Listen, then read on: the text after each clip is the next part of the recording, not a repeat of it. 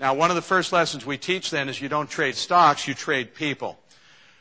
We obviously start off with green and red candles, and we want to talk about this for just a minute, and then I'll show you just a sequence of candles in a moment. But in this case, we have a green candle, and you can see where it opened, you can see where it closed, you can see the low and the high. Obviously, if we got into this green candle and we're thinking we wanted to take a long trade, what kind of candle would we really want to see after this green candle? Another? Right, that's obviously what we'd like to see. So every case, the candle now becomes support and resistance. So the bottom of the candle, if we were to fall down below the bottom of the candle, would be breaking support.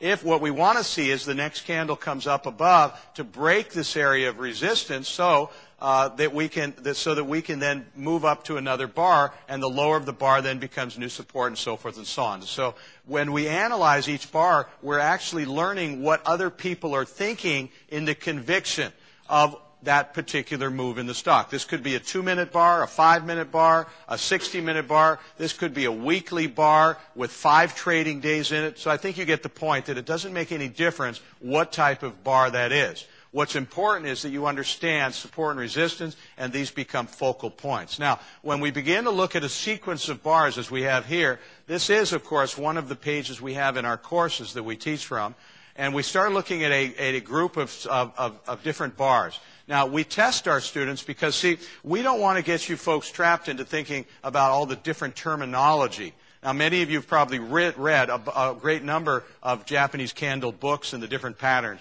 There's all sorts of things like doji bars and hammers and inverted hammers. And there's, of course, dark cloud covers. There's dark cloud covers with a mama holding an umbrella with rain turning to sleet and soon snow.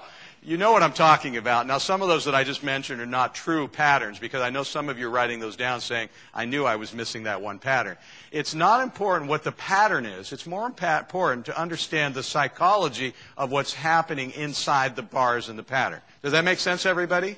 So once you can determine what the psychology of the bars are and what's happening, it's more important that you can identify that than to memorize every single type of description of a candle or pattern that candles create. So in this case here, would everyone tell me right now that number 2 is not bullish? Would you agree with me? We test our students in our very beginning of our classes.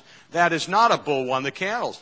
Obviously, this candle closed in the bottom 20 or 30% of its entire trading range, and we put these tests in our courses so that we can get people thinking, going, hey, Ron, that's not really a bullish candle. And I go, you're absolutely right. That's what I wanted you to tell me.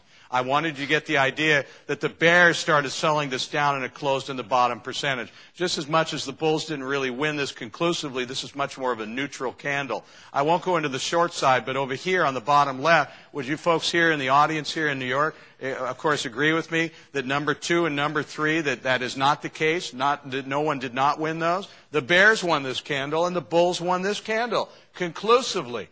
The bears crushed this candle. They won this candle. They closed in the bottom 2 or 3%. The bulls won this candle and drove it all the way up to the top. And I think you can see that. So by just simply understanding these rudimentary things, it becomes very much easier to be able to interpret candles. I've done this at a couple of workshops here in New York. I've done this online a few times, so I'll do it here just to have a little fun and maybe get a laugh or two. What's 7 times 7, everyone? Right. 8 times 8? Right, and louder, 12 times 12. Oh, with great glee, 12 times 12. What's 29 times 28? What? Nobody's got it. Okay. The point is that we went up in grade school with flashcards up to 12 times 12, and we got them very easily, right? And everyone would really enjoy it. 12 times 12 because that's the last one I had to learn. I want to get it to the point to where I can hold up a flashcard and show you 2 bars, 3 bars, and you're going to go bullish, bearish, need to get out, think about getting out, lighten up my position, stay in the trade. And by being able to make those associations like we did on flashcards, within a very short period of time, I'm not talking years, I'm talking about weeks to months, you'll be able to learn, especially and easily, just 2 and 3 bar patterns to where you're investing and you're trading will improve incredibly. In fact, if you were to get into a trade long, right about where that 1 is, and the bar closed near its top like it did right here, at the very top of that bar, would you be happy, yes or no? Sure you would. But what if the very next bar closed like this under the 1, and now you were slightly negative on the trade, and you see this topping tail here, and it closed in the bottom? Would you be at least somewhat worried, yes or no?